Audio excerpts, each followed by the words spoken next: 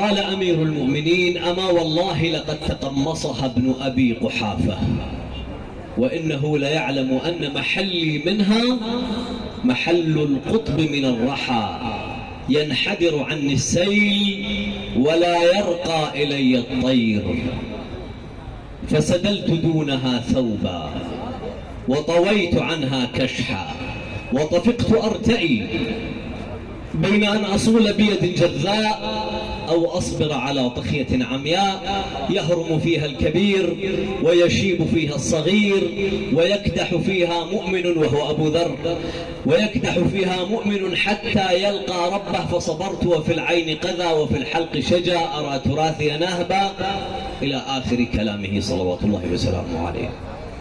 هذا قاله لماذا؟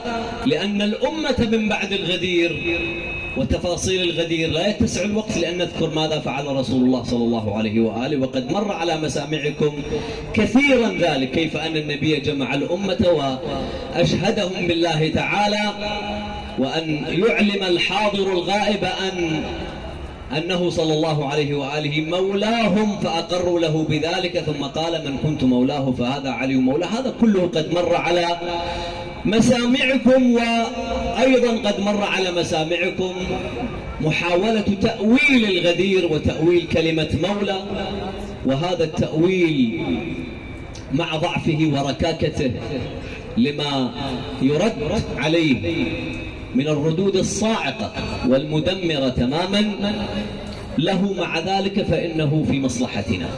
فمن أول وقال أن أمير المؤمنين صلوات الله وسلامه عليه إنما أراد النبي صلى الله عليه وآله بجمعه الناس أن يقول لهم: أيها الناس، من كنت محبه فعلي محبه، ومن كنت ناصره فعلي ناصره، إذ حولوا معنى المولى وهي الأولوية، يعني السلطة الكاملة على النفس، وليس المحبة والنصرة فحسب، فهما جزءان بسيطان جدا من السلطة الكاملة والسيطرة الكاملة والصلاحية الكاملة في التصرف بنفوس الناس والولاية الكاملة على أنفس الناس.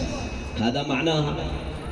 إذ النبي قال: ألست أولى بكم من أنفسكم. الذي يحدد معنى كلمة مولى قول النبي: ألست أولى بكم، يعني ألست صاحب السلطة على أنفسكم، ولي الحق في التصرف كاملا بأموركم، حياتكم مماتكم رهن إشارتي، تقبلون؟ قالوا نعم، قالوا نقبل.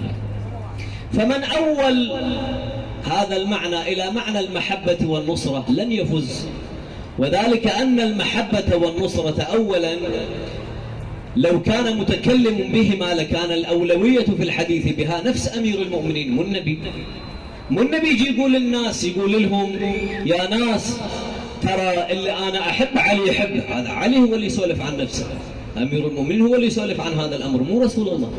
يعني أن أمير المؤمنين هو اللي لازم يقول: يا ناس، من كان رسول الله مولاه فأنا هم أتقدم بأن أعرف نفسي بأنني أيضا مولاه، بأنني أيضا أحبه. عليه هو أن يقرر ذلك، لا أن يقرر عنه رسول الله ذلك، المحبة والنصرة. إذ أولوها بهذا فهذا خطأ في تأويلهم.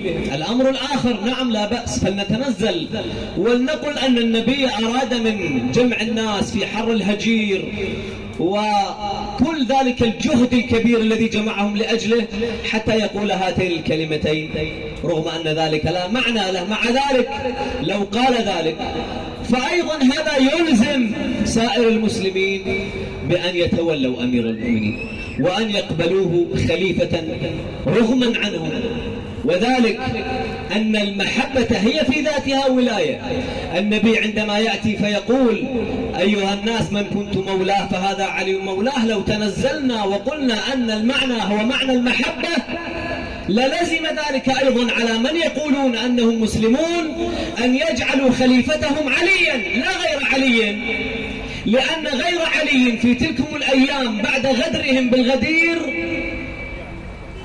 أحبوا أعداءه ووالوا أعداءه وناصروا أعداءه، ناصروا وأحبوا من قاتل أمير المؤمنين، بل جلبوا أمير المؤمنين قسرا لأن يبايعه.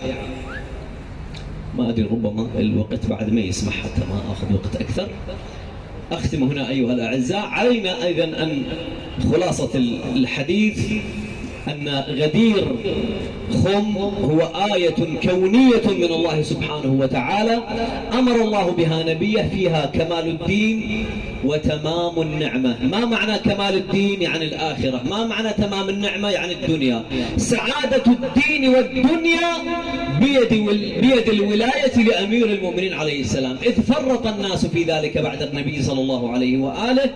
ولا أخوض في التفاصيل هذه كلها. ما نعانيه إلى يومنا هذا منذ 1400 عام هو الغدر بالغدير. والسلام عليكم ورحمة الله وبركاته.